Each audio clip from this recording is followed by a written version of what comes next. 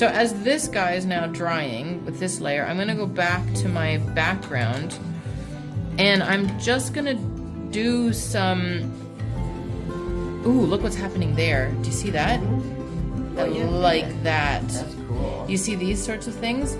Yeah. I don't want to lose those. I really, really like that. But I'm going to go to maybe like a naff area. And I'm just going to, I don't want to lose my white spaces. But like I've got some red there that I don't want, so I might do something with that. I'm just going to try to feel, where do I want a bit of extra intensity on the background. And I'm going to just tap in a new layer, just in a few places.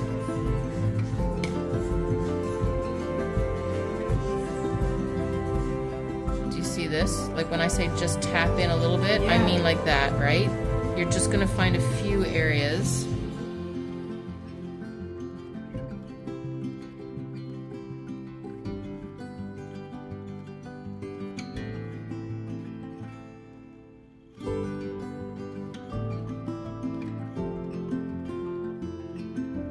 And then some of it I'm gonna allow it to be wet on dry, and I'm, again, my little schizophrenic moves, which I really, really like. This is going to be very light, so I'm going to go with a dark background there. Ooh, and I get some bleed. And sometimes I'm going to like my bleed, and I'm going to leave it. And sometimes I'm going to be like, ugh, did not mean to do that, and I'm going to try to get rid of it. It's all about what feels good. You're not trying to follow anybody's rules. You're just like, do I like it or do I not like it?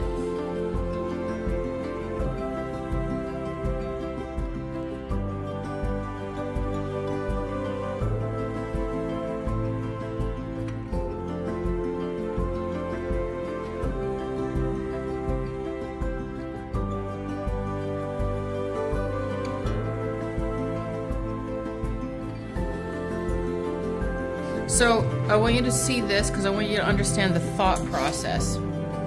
Okay, so I've got quite a bit of intensity in the background and quite a bit of intensity on the seahorse, okay? Yes. So what I need to be careful of now is what I do with my exoskeleton, okay? Because I don't want that same level of intensity, because what I want is I want this seahorse to step apart from the background. You guys arguably have a much better background than I have, because you've got this nice sort of pale, delicate background that kind of sinks into the background. I've gone really quite punchy with mine. Yeah. And if I want, I can layer, if I feel it's too sharp later, I can water down some white acrylic paint and do like a little bit of a wash in areas to like tone it down if I want. But I'll see how I feel. Or I can put some metallic if I want to tone it down as well.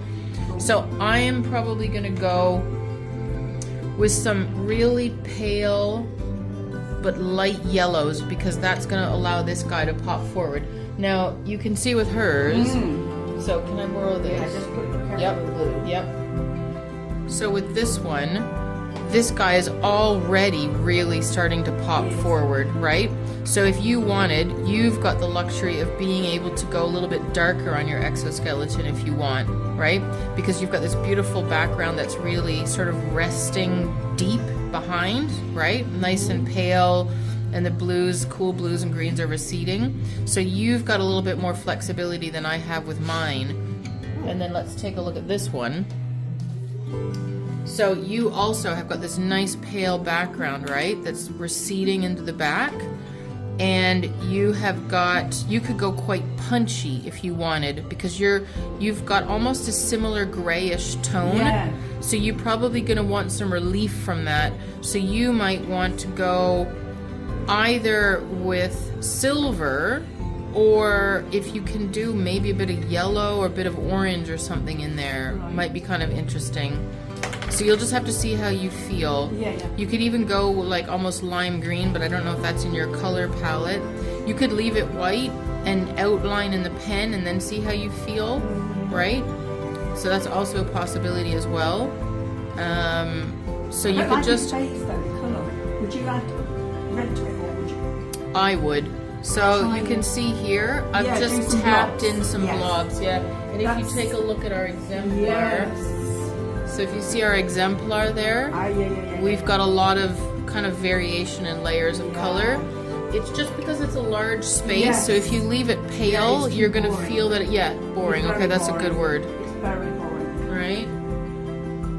So I think even though my cells here are not dry yet, I think with this brush, with the tip on it, I can go gently and give myself a light wash of a pale yellow, and then I'm going to see how I feel about that, right? And then we'll see what it looks like. I might do... I don't want to do anything that's similar to the cells, so I want to avoid the corals and the peaches and the oranges, so I'm going to go yellows. I might even do a little bit of this lime green in places. That could be quite fun. And actually, I'm going to do it as a wet on wet. And if you watch how the brush tracks, I'm literally just going to do like this. Right? And I want the brush to land sort of on the lower portion if I have to make a choice. And I'm going to end up with some bleed in places, but I'm probably going to like that because I'm not going to have a steady enough hand, but I'm going to see how I go with it. Ooh. Yes, look at this. See, girls? Nice. Do you see the relief that that's now going to give? And I'm not suggesting this color for anybody. I'm just articulating my thought process for my color choices.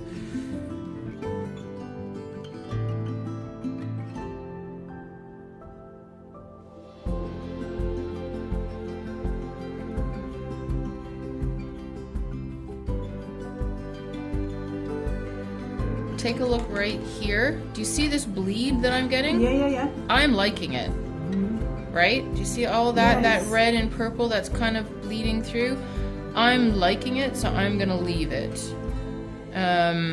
You'll have to decide for yourselves if you're like, oof, oh, that's irritating me, or if, ooh, okay, that worked. I've got blue bleed going on here as well. I really like that one as well. Yeah, I like it. Look at this bleed that's going on. That's too much, okay? So now this early bleed that I was happy with, right? But this bleed I'm not. So now I've got to come back. So the way that you deal with it is you get your brush dry. Pick it up. Okay, and pick it up before it dries in place. And then that is the only way to tackle that.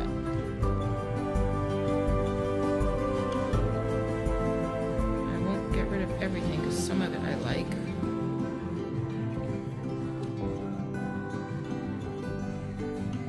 Because without the bleed, you can get something that feels just a little bit too rigid, and this guy's quite a flowy kind of creature, right?